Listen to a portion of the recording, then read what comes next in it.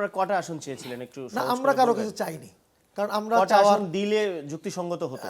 উনি 10 মিনিট কথা বলেছেন এবং আপনি খুব একটা স্ট্রেট কাট কোশ্চেন করছেন তাকে যে কত আসনের নেগোসিয়েশন ছিল, তো উনি কিন্তু এটা বলেননি। কিন্তু এই যে এই ধরনের বলবো আমি প্রস্তুত, সময় আপনি থাকলে বলবেন, আমি আচ্ছা। কথা বলি না। এখনই আচ্ছা আমাকে উনি বলবেন, আমাকে আরো বলুন। চলবে, অনেকক্ষণ হ্যাঁ। চলবে। যে আসলে ঠিক আপনারা জামায়াতের কাছে কতটি আসন চেয়েছিলেন, কতটি তারা দিতে চেয়েছিল, এবং এর বাইরে আপনাদের দাবির জায়গাগুলো কি ছিল?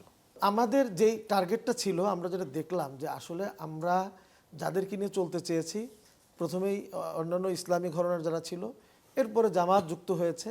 আমরা দেখলাম যে ওনারা পরবর্তীতে এসে তাদের মূল টার্গেটটা ইসলাম না, তাদের মূল টার্গেটটা হলো ওই যে আমি বাসের উদাহরণ দিলাম, সংসদ এটা ভবন। কবে এসে মনে হলো? এটা আমাদের কিন্তু বাইরে মানে ধারাবাহিকভাবে এটা মনে হচ্ছিল।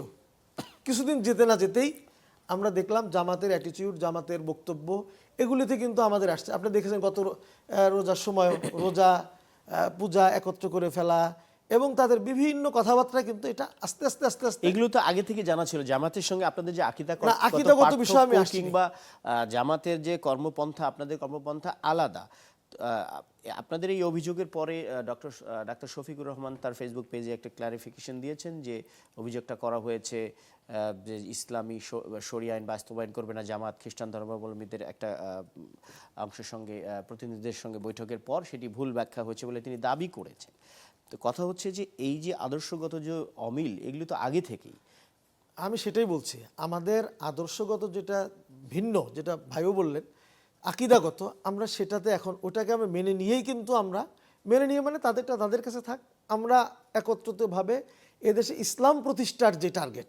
কারণ জামাত ইসলামও বলতো যে আল্লাহর আইন চাই, সৎলোকের শাসন চাই, আমরাও চাই যে কোরআন সুন্নাহর আইন চাই, আমরাও বলেছি। আমরা এই জায়গাটাকে ধরেই আমরা এগোচ্ছিলাম, কিন্তু আমরা তাদের কর্মতৎপরতা, তাদের কার্যক্রম, এগুলোতে আমরা কিছুদিন যেতে না যেতে আমরা দেখছি তারা এগুলি, আমি শেষ করে দিচ্ছি আর একটু পরি, তারা কিন্তু এটা থেকে সরে গিয়েছে।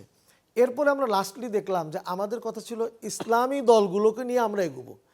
পরে দেখলাম যে তারা ইসলামী দলগুলোর বাহিরেও যারা কখনোই ইসলামী শাসন ব্যবস্থা চায় না, এদেরকেও তারা ইনক্লুড করলো আমাদের সাথে কোনো ধরনের আলোচনা ব্যতি রেখেই। তারপর তখন আমরা দেখলাম যে না, তাহলে আমাদের যে মূল লক্ষ্যটা ছিল আমাদের এই সমঝোতার মধ্যে, সেই লক্ষ্যের দিকে আমরা লক্ষ্যচ্যুত হয়ে গেছি। তখনই ইসলামী আন্দোলন বাংলাদেশ আমরা চিন্তা করছিলাম যে আমরা এই জোটে আমাদের থাকাটা সমীচীন হবে না। আমরা তো যদি ভোটের রাজনীতি করি, আমরা যদি ক্ষমতার একটা রাজনীতি পয়েন্ট করি, ক্লিয়ার আমাদের যে কিন্তু জামাত ইসলাম, সম্ভব ছিল। আপনি বলতে চাইছেন যে ইসলাম কায়েম করতে চায় না, অথচ আপনাদের উদ্দেশ্য ছিল ইসলাম কায়েম করা।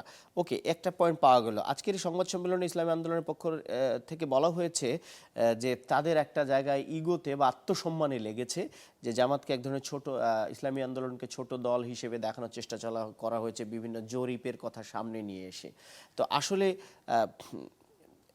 একটি পয়েন্ট, শুধু কি একটি পয়েন্ট? আমি যেটি জানতে চাইছি যে আসন ভাগাভাগি নিয়ে আপনাদের মিলল না কোথায়? কতটি চেয়েছিলেন আপনারা, কতটি পাচ্ছিলেন, কোথায় আটকে গেল? আমি সেটা বলছি, কিন্তু মূল জায়গাটা যদি আমি লক্ষ্যচ্যুত Address, হয়ে যাই মূল জায়গাটা। তাহলে কিন্তু হবে না। সেজন্য এটা হচ্ছে বেসিক। এরপরে আমি আসার পরে ভাইও যেটা বলতেছিলেন যে প্রেসিডেন্ট কে হবে, প্রধানমন্ত্রী কে হবে, এটা নাকি আমরা জানতে চেয়েছি। হ্যাঁ, এই ধরনের কোনো প্রস্তাব ছিল? Totally fake. আমি একদম গণমাধ্যমে দায়িত্ব নিয়ে বলছি, আমি আজ যুগ্ম মহাসচিব হিসাবে, জয়েন্ট সেক্রেটারি হিসাবে, টোটালি ফেক। এই আলোচনাটা বাজারে চাউর হলো কিভাবে? এটা তো চাউর হয়েছে আপনার কারা করে, আমরা তো দেখি কিভাবে চাউর করছে বিভিন্ন মিডিয়াতে, পেইড ভার্সনে হয়, নন পেইডে হয়, নানানভাবেই হয়। আচ্ছা, আমি তবে আপনার আমি কাছে একেবারে এখনো দায়িত্ব নিয়ে বললাম, ইসলামী আন্দোলন বাংলাদেশ কখনোই এই কথা বলেনি কে প্রধানমন্ত্রী হবে, কে এটা হবে সেটা হবে, এগুলো আমাদের কখনোই ইসলামী আন্দোলন বলেনি। কেউ আমি normal আপনার কোনো কাছে proof এখনো দিতে আমার পারবে না। প্রশ্নের উত্তরটা পাইনি যে আসন আচ্ছা, ভাগাভাগি নিয়ে কি আচ্ছা, আসবো আমি আসুন। আপনার কাছে। আপনি উত্তরটা নিশ্চয়ই ভাবতে থাকুন, আমি আপনার কাছে আসবো। ডক্টর দিলদারুল আলম, ইন্টারেস্টিং পয়েন্ট সেটা জি। হচ্ছে উনি 10 মিনিট কথা বলেছেন এবং আপনি খুব একটা স্ট্রেট কাট কোশ্চেন করছেন তাকে যে কত আসনের নেগোসিয়েশন ছিল, তো উনি কিন্তু এটা বলেননি। কিন্তু এই যে এই ধরনের বলবো আমি প্রস্তুত, সময় আপনি থাকলে বলবেন। আমি আচ্ছা। কথা বলি না। আমি এখনই আচ্ছা, উনি বলবেন, আরো চলবে, অনেকক্ষণ চলবে। কত আমাদের স্পেকুলেশন আছে তৃণমূলে, যে এই যে আপনারা এখন 257 কত 200 বোধহয় 63 আসনে আপনারা নির্বাচন করবেন এককভাবে। এটি যদি হয় আপনারা কতটা আসন পেতে পারেন বলে ধারণা আমরা আশা তো করি আমরা ভালো আসন পাবো। আমি আগের প্রশ্নের জায়গাটাতে থাকি। তো যেটা বলছিলাম, এই সব কিছুকে মিলিয়ে এবং আমাদের তৃণমূল পর্যায়ে সংগঠন, বাংলাদেশের এমন কোনো থানা ওয়ার্ড নেই যেখানে ইসলামী আন্দোলন বাংলাদেশের কমিটি নেই, কাজ নেই।